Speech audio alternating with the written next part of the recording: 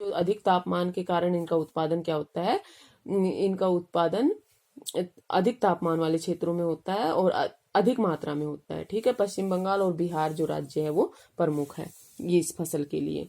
इसके बाद आती है जायद रबी की फसल। जो जायद रबी की फसल है उसके लिए अधिक तापमान की और लंबे प्रकाश काल की जरूरत पड़ती है।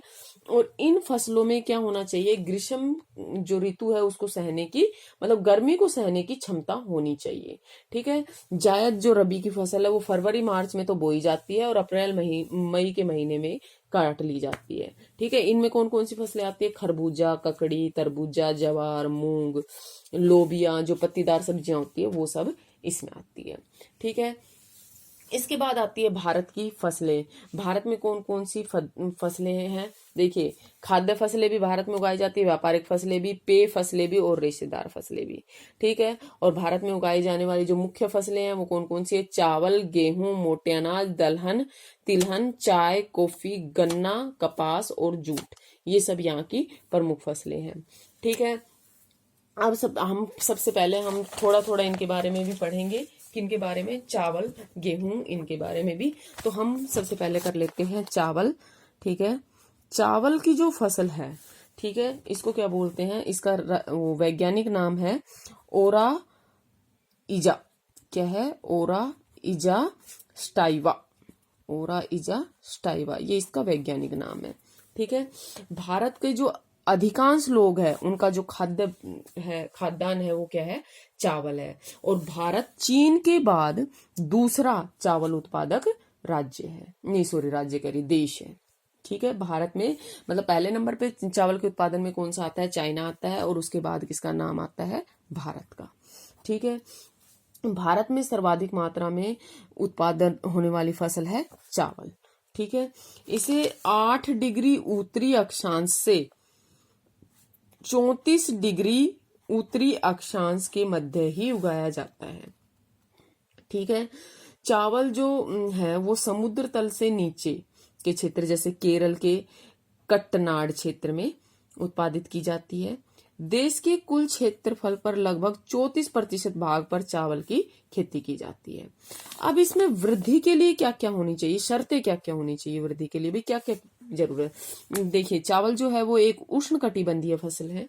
ठीक है, इसके लिए बोते समय जरूरत पड़ती है तापमान की 20 डिग्री सेल्सियस की, और पकते समय 27 डिग्री सेल्सियस से अधिक टेम्परेचर की जरूरत पड़ती है। बोते समय कितना, 20 डिग्री सेल्सियस, और काटते समय नहीं सॉरी पकते समय कितना, 27 डिग्री सेल्सियस या इससे अधिक। वर्षा की अगर हम बात करें तो 100 से 200 सेंटीमीटर वर्षा वाले क्षेत्रों में ये की उपजाई जाती है। और मृदा कैसी होनी चाहिए, उपजाऊ होनी चाहिए, चिकनी होनी चाहिए, कछारी होनी चाहिए, दोमट मिट्टी, इन सब वाले हिस्से में भी ये उगाई जाती है। और जहां सस्ता और अधिक श्रम मिले वहां पर ये खेती की जाती है। ठीक है, चावल को 5.0 से लेकर 8.5 pH वैल्यू जो पम्मान वाली जो मिट्टी होती है उसमें उगा लिया जाता है। ठीक है, जहां वर्षा कम होती है वहां इसे सिंचाई के द्वारा भी उगाया जाता है। ठीक है, चावल के लिए क्या है, हल के पीछे बोना, पौधा लगाकर, बीज छिटक कर और जापानी। ठीक है, देखिए चावल किन किन विधियों से, देखिए हल के पीछे, जैसे हल के पीछे वो लगा लिया, उससे भी बोया जाता है। पौध लगाकर, जैसे मैंने बताया रोपण कृषि करके वो भी उगाया जाता है, ज्यादातर तो रोपणी कृषि की जाती है। बीज को छिटक कर भी लगाया जाता है और जापानी विधि से भी लगाया जाता है। ठीक है, ये जापानी विधि वगैरह आप सेकेंड ईयर में कर चुके थे। ठीक है, आपको पता होना चाहिए। अब आते हैं उत्पादक राज्य।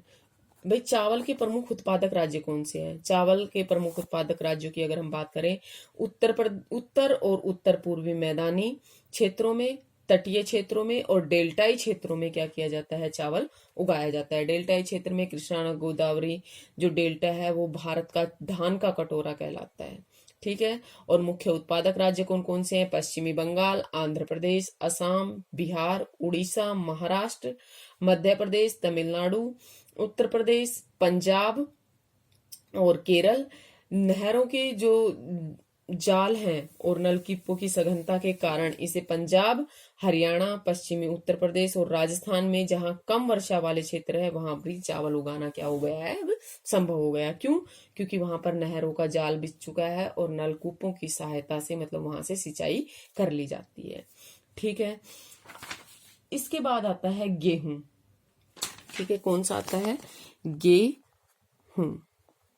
ठीक है, गेहूं जो है इसका वैज्ञानिक नाम है ट्रिटिकम एस्टिवम। क्या है? Triticum aestivum. ये आप सबको पता ही होगा क्या वैज्ञानिक नाम है। एक दो जो मेन है, जो गेहूं है वो एक समशीतोष्ण कटिबंधीय पौधा है, लेकिन अपने इसके कुछ विशिष्ट गुण हैं। इनके कारण क्या होता है, ये संसार में सबसे अधिक देशों में पैदा किया जाता है। ठीक है, इसकी कृषि ग्रीष्म काल में भी होती है और शीतकाल में भी होती है। कहीं कहीं ये ग्रीष्म ऋतु में उगाया जाता है, कहीं कहीं ये शीत ऋतु में उगाया जाता है।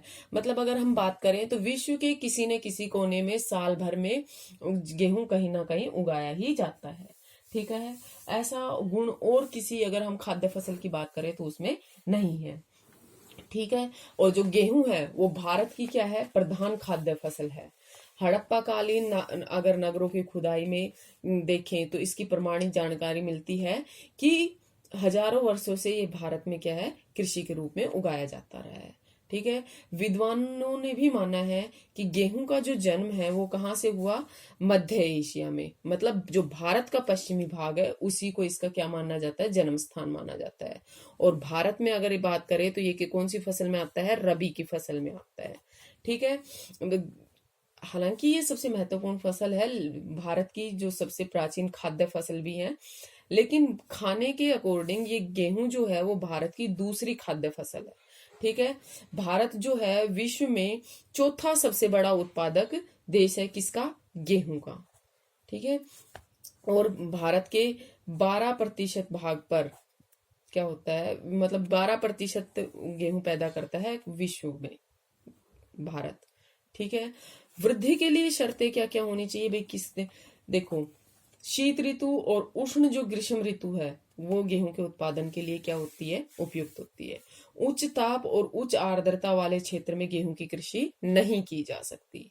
गेहूं को बोते समय तापमान चाहिए 10 डिग्री सेल्सियस से 15 डिग्री सेल्सियस के बीच में, और पकते समय चाहिए 20 डिग्री सेल्सियस से 28 डिग्री सेल्सियस तक।